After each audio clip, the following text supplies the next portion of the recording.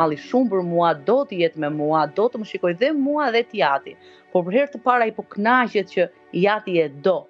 Dhe nga psikologjia e një fëmije, fëmija e pëlqen kur dy prindër ziren për ta. Do të thënë ne të dy po luftojmë për djalin dhe ai e pëlqen këtë vëmendje.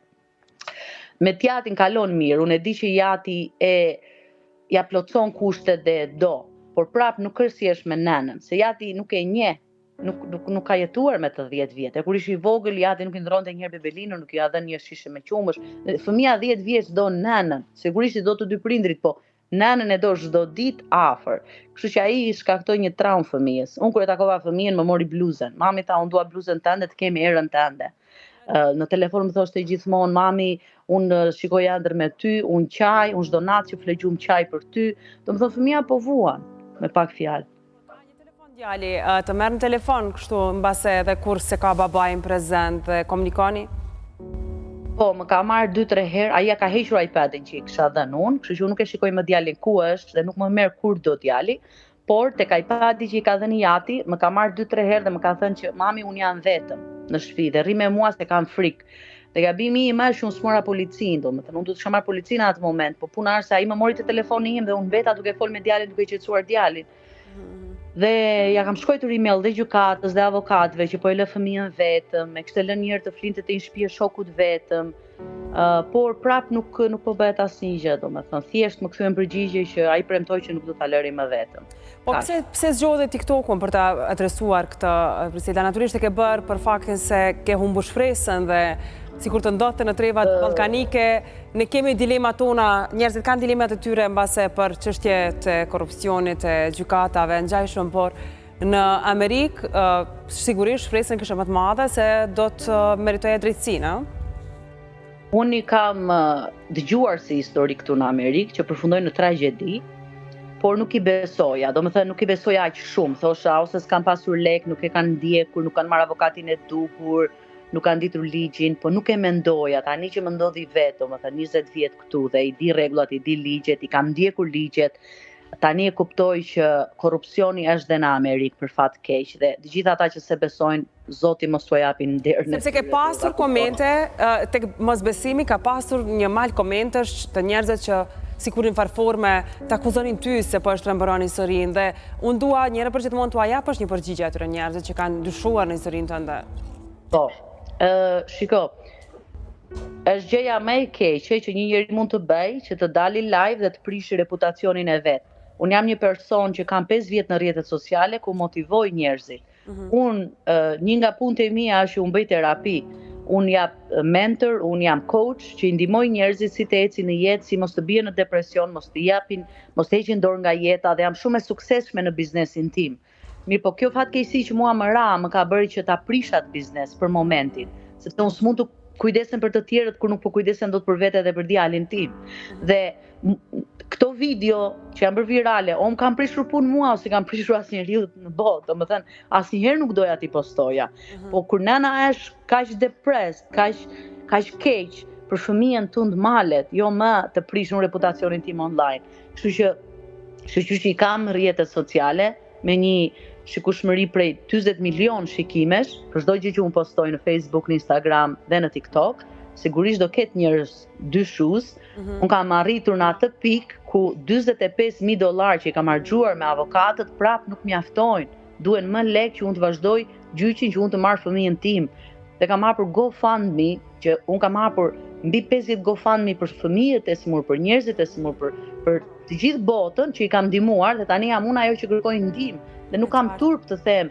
Jam një nën që kërkoj ndihmë sepse dua të marr. Kur një nënë është e lënduar, nuk zgjedh madje mjete për të arritur dhe për të atakuar fëmijën, ajo nuk do diskutojmë dhe nuk do asnjë koment. 5 muaj durova. 5 muaj durova, 5 muaj. Prita ligjin, prita rregullat, prita gjithçka 5 muaj.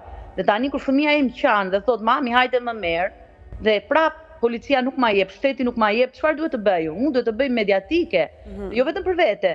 Po ajo gjykatja është aq e keqe sa unë mendoj që mua Zoti më ka çuar atje për një arsye, që ajo të hiqet një herë për gjithmonë apo të ekspozohet, që të shpëtojnë dhe shumë familje të tjera që po vuajnë nga ajo. Dhe unë jam ajo që e ngre zërin, se ne jemi mama shqiptare, nëna shqiptare, nuk pajtohemi me ligjin kur s'kemi faj.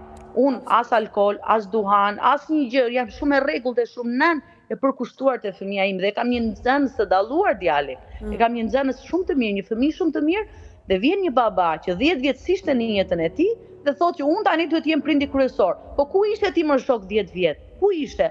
Ti nuk ishe fare as në emër, ti s'ishe në një vizitë doktori, ti s'ishe në një ditë shkolle të parë, në një fest babaj, ti s'ishe kur në jetën e këtij fëmije. Pra, ai u aktivizua në momentin që ti u martove dhe tashmë ke pra afër teje një partneri sigurisht të përkra, Briselda, në gjithë këtë.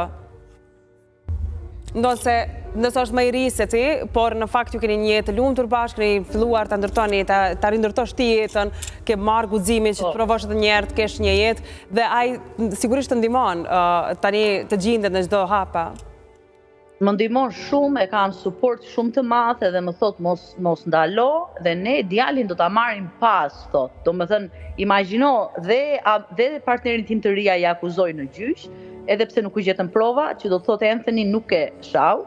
Dhe kur Anthony ka folë me partnerin tim tani afër, ai ka thënë, "O Jori, shiko çfarë do të tregoj. Do të tregoj qenin", edhe i tregon qenin në kamerë dhe i thotë, "Ky qeni thotë, është qeni i qenit", që do të thotë babai im është qen, e kupton që po bën këto gjëra. Ai nuk di si të flasi që të na i tregojë në historinë fiks çfarë po kalon, por e thot me si thua me anashkalim që ne ta kuptojmë mesazhin ku ai e ka.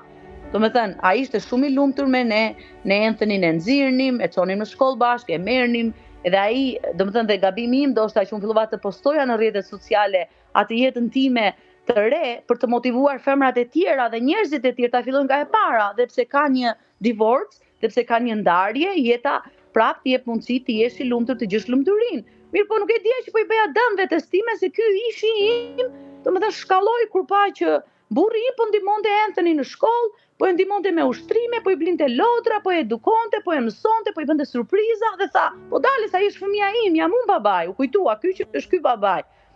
Po të më thoshte që e dua unë ta mbaj fëmijën 1 muaj, 1 vit mere, ja kisha dhënë 1 vit, 2 vjet, shqyr që ata të krijojnë atë lidhjen e fortë, babai biologjik me djalin. Me që ai u provokua shumë. Me që ai u provokua nga lumturia jote, ta themi kështu, se ti zgjedhe që më në fund ta marrësh guximin dhe të krijosh prapë jetën tënde të re, të gjesh dikë që të do afër, të përkrah, e ngjajshëm. A ke menduar që mbase për hir të djalit të shkputësh raportet me partnerin e ri vetëm sa të bësh ribashkime me djalin?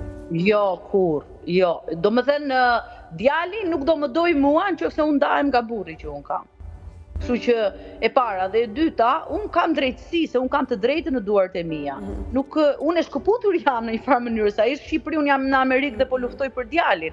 Ai e prishi punën, e prishi bashkimin ton. Po që të bëj unë divorc me burrin e ri, se kështu do burri i parë, jo, absolutisht. Unë do rregulloj familjen dhe do luftoj dhe unë e kam të drejtën, unë e di që djali do kthehet, po më vjen i natë që po zgjat kaq shumë kohë. Dhe djali po vuan. Kjo më vjen i natë. Briselda, nëse në një rast ideal po të shet djali, edhe pse nuk di nëse e flet gjuhën shqipe apo jo, çfarë fjalësh do t'i thoje tani?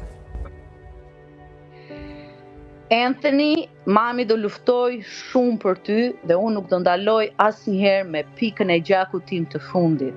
Çado që të më ndodh, unë për ty nuk do ndaloj asnjëherë që ti do kthehesh te kratë e mamit. E di që po vuan, e di që e do mamin shumë aty dhe e di që të mbajnë me zor, sepse ti do që të kthehesh, po e ke shumë frikë babain tan. Mami i di të gjitha. Për të premtoj që kur të kthehesh, unë do të kënaq shumë, do të blej lodra shumë, do udhëtojmë në të gjithë botën, do shkojmë në Shqipëri, do takosh njerëzit që i do shumë dhe të duan shumë, e do ta kuptosh sa shumë të duan dhe kanë pritur për ty që të kthehesh.